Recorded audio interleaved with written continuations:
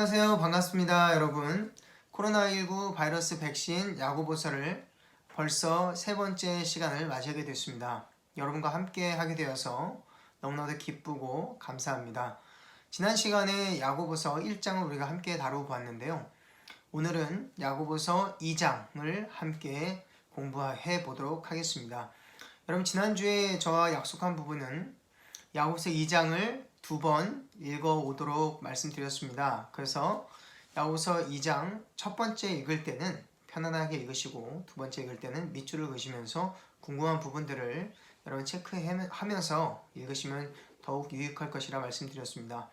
오늘 야고보서 2장을 함께 공부해 나갈 때 여러분 귀를 쫑긋하게 하시면서 잘 들으시고 여러분 고민하는 부분들 함께 적어가면서 더욱 유익한 시간 되기를 바랍니다. 오늘 우리가 함께 살펴볼 야고보서 2장은 그리스도인들의 세속적 행위를 지적하면서 믿음에 걸맞는 행실을 할 것을 요구하고 있습니다. 구체적으로 야고보는 첫째, 사람을 차별하는 것과 둘째, 실제적인 도움을 주지 않는 가식적인 선행을 지적합니다.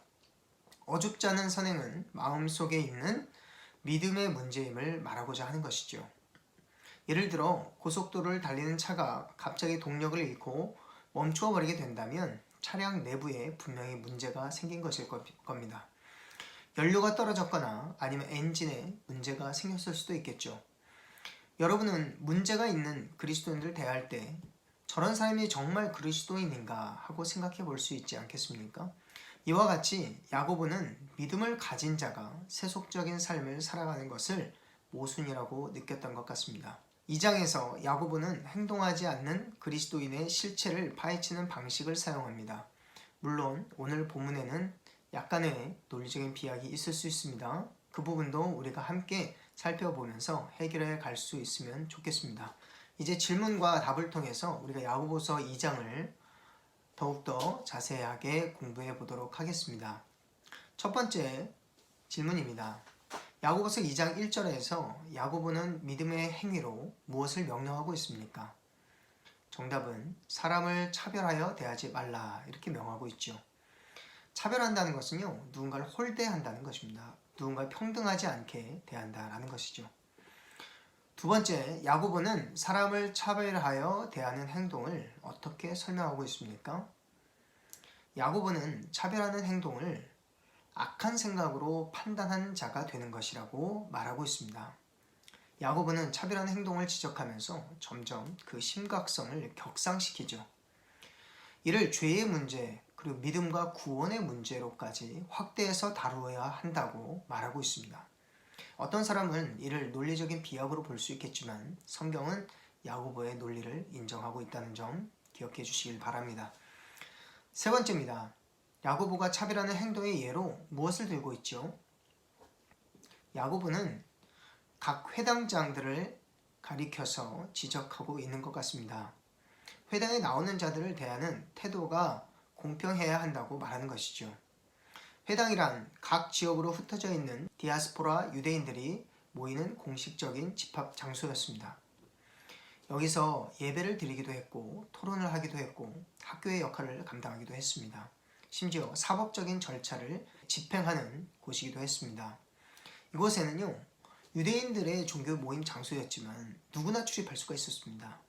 인종이나 성별, 사회적 계층을 막론하고 자유롭게 드나들 수 있었습니다. 당시 회당은 하나님을 예배하는 곳임에도 불구하고 상당 부분 세상적인 가치관을 그대로 답습하고 있었던 것 같습니다. 그 중에 대표적인 것이 바로 사람을 차별하여 대우하는 행동입니다. 아마도 야고보가 지적하고 있었던 사람은 앞서 말씀드린 바와 같이 회당장이었던 것 같습니다. 금 가락지를 끼고 아름다운 옷을 입은 사람과 남루한 옷을 입은 사람, 그 가난한 사람을 비교했는데요. 그들이 들어올 때 서로 다르게 대우하는 것이죠. 금반지와 멋진 옷을 입은 사람에게는 좋은 자리에 앉으라 하면서도 남루하고 더러운 옷을 입고 들어오는 사람에게는 거기 서 있든지 내 발등상 아래에 앉으라고 하는 것입니다. 그런 식으로 차별하는 일들이 사회적으로 편만하게 일었었던 것 같습니다. 네 번째 질문입니다. 사람을 차별하는 자는 세속적인 잣대를 가지고 사람을 판단하기 때문에 그런데요. 요즘 같은 시대에 사람을 차별하면서 판단하는 세속적인 가치들이 어떤 것들이 있을까요? 여러분 한번 생각해 보십시오. 정답은 외모, 학벌, 직업, 재물, 인종, 그리고 장애 등이 되겠습니다. 그 외에도 여러분이 생각하는 세속적인 가치들은 무엇들이 있는지 여러분 적어보시면 좋겠습니다. 재산이나 직업, 학벌과 같은 것들로 사람을 판단하는 데는 단 1초도 걸리지 않습니다. 그 짧은 시간에 상대방을 판단하는 것은 나 자신과 그를 비교하거나 또는 남과 그를 비교하여 판단하게 되는 것이죠. 누군가보다 하찮은 사람으로 분류해서 그에 걸맞는 대우 방식을 택하게 됩니다. 내 눈높이가 기준이 되어서는 안 되고 우리는 야고보서 2장 5절에서 말씀하신 바와 같이 하나님의 눈높이에서 상대방을 바라보아야 합니다. 하나님께서 그들을 존귀한 자라 보신다면 우리도 그를 존귀한 자로 보아야 마땅한 것이죠. 그것이 바로 그리스도인이 이웃을 대하는 올바른 태도입니다. 5번째 질문입니다. 최근 여러분이 무의식 중에 누군가를 차별하여 대한 적은 없었습니까? 어떤 상황이었는지 한번 떠올려 보시기를 바랍니다. 이 시간 여러분이 곰곰이 생각해 보시면 좋겠습니다. 내가 누군가를 차별한 적은 없었는가? 6번째, 야고보가 가난한 자들을 차별하지 말아야 하는 이유로 무엇을 말하고 있습니까? 첫 번째로는요, 하나님께서 그들을 택하셨기 때문이죠. 하나님께서 가난한 자들을 차별하지 않으시고 믿음에 부요하게 하사 약속한 나라의 상속자로 삼으셨기 때문입니다. 둘째로 바로 그들이 이웃이기 때문입니다. 내 이웃을 내 몸과 같이 사랑하라 말씀하실 때 그들도 우리의 이웃이 되기 때문입니다. 야고보서 2장 8절 말씀에 나와 있죠. 셋째로는요, 차별하는 것은 죄를 범하는 것이기 때문입니다. 야고보서 2장 9절 말씀을 참고해 보시면 좋겠습니다. 야고보는요, 사람을 차별하여 대하는 것을 심각하게 생각해야 한다고 말합니다. 무심코 행한 이 한 가지 잘못으로 인해서 모든 잘한 행동이 무너져 버린다고 설명하는 것이죠. 7번째, 율법 중 하나를 범하면 왜 모든 율법을 범한 자가 될까요? 야고보는 2장 10절에서 모든 율법을 지키다가 하나를 범하게 되면 모든 율법을 범한 자가 된다고 말씀합니다. 이는 첫째로 결과론적인 셈법을 취하고 있습니다. 즉 하나의 율법을 범한 자와 모든 율법을 범한 자의 결국이 일반이기 때문이죠. 작은 죄 하나를 지었든지 큰 죄를 여러 개 지었든지 간에 죄를 지은 자는 하나님 눈앞에서 죄인으로 판단이 됩니다. 따라서 누구든지 죄인은 생명의 근원이신 하나님과 영원히 분리되는 운명에 처하게 되는 것이죠. 둘째로는 율법을 주신 분이 한 분이시기 때문에 각각의 율법이 율법 전체와 같다고 보는 관점입니다. 유대인들은 율법은 전체가 하나이고 하나가 전체라는 관점을 갖고 있었습니다. 그래서 유대인들은 모세에게 주신 율법, 그 토라의 개수를 248개로 셈하고 있는데 실제로 사람이 율법의 모든 것을 다 지키다가 한 가지 율법을 범했을 때 유대인의 사용법에 따라 돌에 맞아 죽임을 당하기도 했습니다. 이제 성경 읽기 야고보서 2장 14절에서 19절입니다. 8번째 질문입니다. 야고보는 행함 없는 믿음을 무엇이라 말씀하고 있습니까? 죽은 것이라 말씀하고 있죠. 죽은 믿음. 이는 행함이 없는 믿음이란 존재하지 않는다는 것을 말하고 있습니다. 반드시 이건 반대로요. 믿음이 정말 참 믿음이 있는 자는 반드시 변화되게 되어 있다라는 것을 말하고 있는 것이죠. 9번째로 죽은 믿음의 예로 야고보는 2장 15절에서 16절에서 어떤 자라고 말하고 있습니까? 말뿐인 자, 그리고 전혀 유익을 끼치지 못하는 거짓 믿음의 행위자라고 말하고 있습니다. 헐벗고 일용할 양식 없는 자에게 평안히 가라, 그리고 덥게 하라, 배부르게 하라 하면서 쓸 것을 주지 아니하는 자를 말하고 있는 것이죠. 10번째 질문입니다. 야고보는 믿음과 행함의 관계를 무엇으로 말하고 있습니까? 행함은 믿음의 외적인 뭐죠? 증거라고 말하는 것이죠. 정답은 증거입니다. 야고보는요, 행함을 강조하는 것처럼 보이지만 오히려 믿음의 실체를 더욱 구체화시키고 있습니다. 믿음은 살아있는 것이고 꿈틀거리는 생명력을 갖기 때문에 반드시 외적으로 나타나게 되어 있음을 설명하려고 하는 것이죠. 그리스도인의 믿음을 드러내는 외적인 증거로서 행함을 강조하는 것이죠. 야고보는 그래서 야고보서 2장 15절에서 16절에는 알곡이 없는 껍데기 신앙을 설명하기 위해서 행함이 없는 선행을 비유로 들고 있습니다. 물론 야고보는 믿음의 파생적인 결과로서 이 선행의 중요성 또한 언급하기 위해서 이러한 비유를 사용한 것이죠. 11번째, 야고보는요, 귀신들도 교리적인 믿음이 있음을 설명하고 있습니다. 교리적인 믿음만으로는 구원에 이르지 못함을 말하고 있는 것인데요. 이는 우리에게 무엇을 가르쳐주고 있습니까? 야고보는 2장 19절에서 이론적인 믿음과 실제적인 믿음을 구분하고 있습니다. 실제적인 믿음은 생명의 근원 되신 하나님과의 친밀한 관계에서부터 나오는 믿음의 행위로 증명됩니다. 선한 행위로 비추어지는 것은 얼마든지 있습니다. 하지만 두 사람이 똑같은 자비를 베푼다 할지라도 오직 하나님과의 친밀한 관계 속에서 나오는 것만이 선행이라 부를 수 있을 것입니다. 하나님의 마음이 동기가 될 때에만 선행이라 그리고 믿음의 증거라 부를 수 있겠습니다. 그 다음 성경 읽기 2장 20절로 24절입니다. 12번째 질문입니다. 아브라함의 믿음은 어떻게 증명이 되었습니까? 어떻게 증명이 됐죠? 아들 이삭을 제단에 바칠 때에 증명이 되었습니다. 아브라함의 믿음이란 하나님의 약속에 관한 것인데 믿음의 조상 아브라함은 하나님께서 사라의 죽은 태의 몸에서 자녀를 허락하실 것이라는 약속의 말씀을 끝까지 믿었고 그 믿음이 의롭다 여기심을 받게 된 것입니다. 이는 창세기 15장 6절 말씀에 근거한 내용이죠. 만일 야고보가 21절에서 아들 이삭을 제단에 바칠 때에 행함으로 의롭다 하심을 받았다고 하는 부분도 마찬가지로 행함에 대한 시험이 아니라 믿음에 대한 시험이었고 구약성경 어디에도 그때의 아브라함이 의롭다 하심을 받았다라고 하는 기록은 보이지는 않습니다. 그러나 야고보가 펼치는 논리는 22절 말씀을 볼 때 하나님께서는 전지하신 분임에도 불구하고 아브라함의 믿음이 외적으로 드러나는 결정적인 증거가 필요했다고 볼 수 있겠습니다. 역시나 그의 믿음은 온전한 순종의 행위를 통해 확증되었다는 것을 말하고 싶었을 것입니다. 13번째 질문입니다.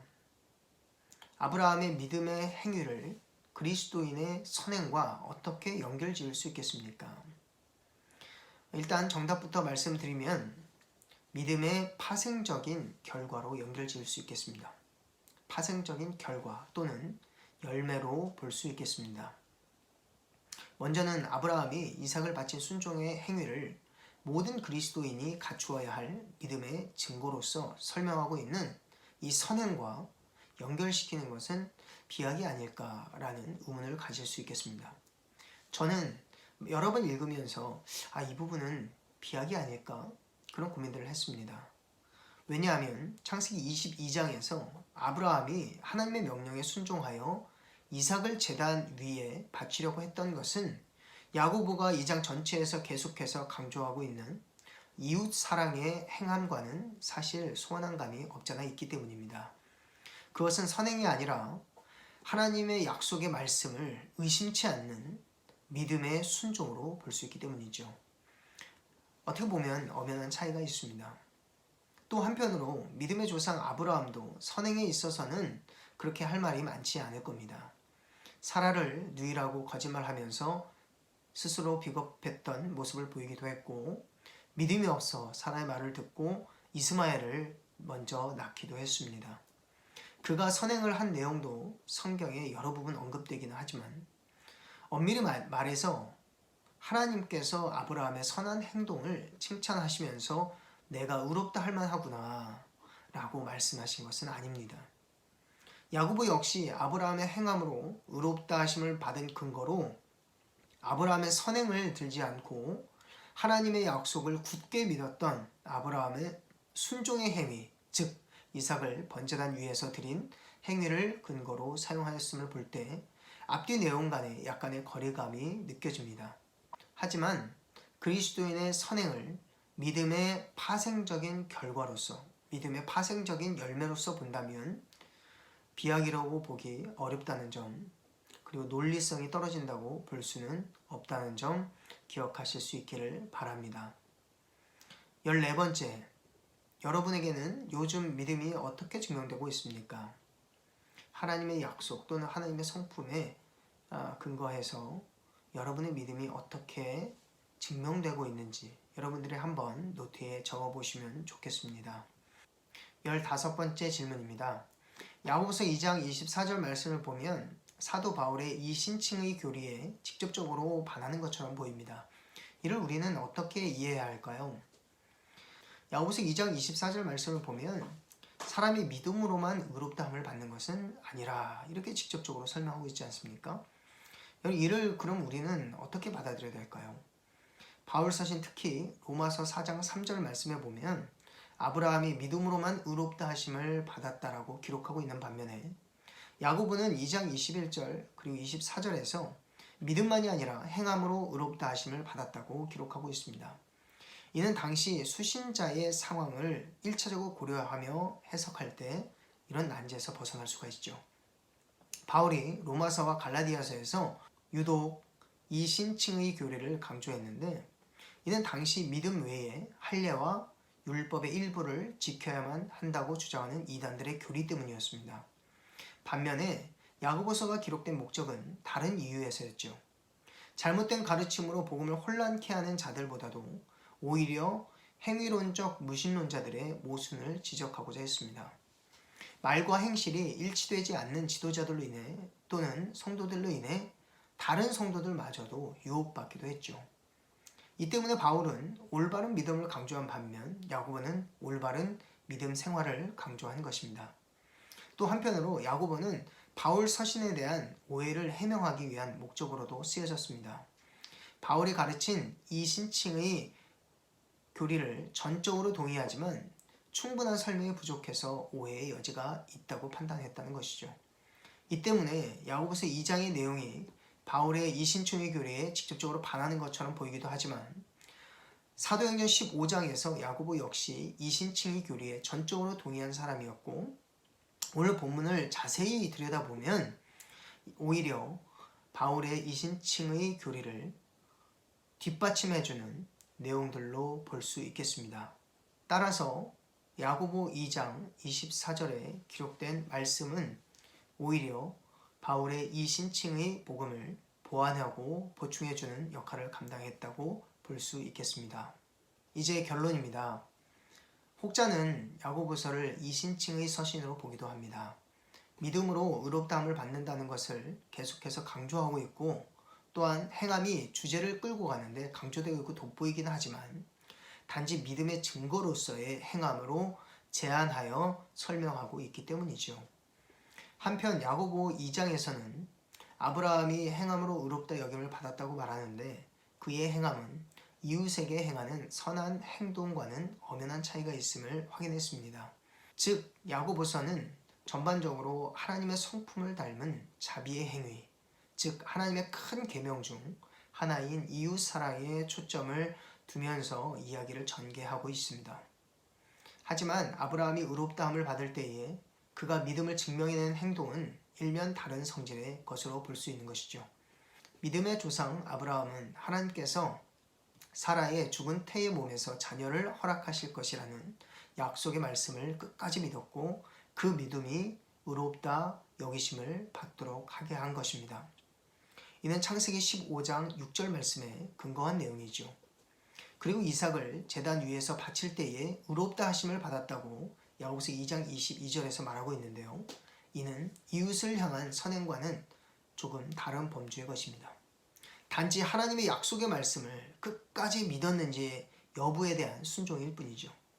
하지만 믿음의 파생적인 결과로서 우리의 변화, 즉 선행을 믿음의 증거로서 받아들이는 데는 전혀 문제가 되지는 않습니다. 이는 아마도 야고보가 믿음을 가진 자가 아무런 의식 없이 세속적인 삶을 살아가는 것을 모순이라고 느꼈던 것 같습니다. 그들에게 참 교훈을 하기 위해서 아브라함의 믿음 또한 행함으로 증명되었음을 설명한 것입니다. 야고보서 2장에서 모든 그리스도인이 참 믿음을 소유한 것은 아니라는 것을 전제로 하여 이야기를 풀어나갑니다. 하지만 그의 요점은 참 믿음을 소유하였지만 행동하지 않는 그리스도인을 깨우치기 위함이었습니다. 또한 믿음의 증거로서 행함이 역으로 믿음에 영향을 미치기도 한다는 것을 암시하고 있습니다. 쉽게 말하면 내가 계속해서 죄의 행실을 끊지 못하게 되면 그것이 내 믿음을 약하게 만들기도 하고 심하면 훼손시키기도 한다는 것입니다. 어느 순간이 되면 죄를 극복할 능력이 사라짐과 동시에 죄책감마저도 사라지게 되는 것이 바로 그것입니다. 따라서 믿음은 행동과 함께 일한다 라는 말은 믿음이라고 하는 보이지 않는 실체는 행동이라고 하는 보이는 실체로 드러나게 된다는 것이죠.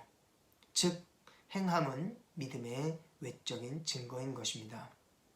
그리고 행함은 믿음을 더욱 견고하게 한다는 야고보서 2장의 내용을 여러분들 잘 기억할 수 있기를 바랍니다. 또한 야고보는 구체적으로 사람을 차별하지 말고 위선적인 선행을 주의하도록 경고하였습니다.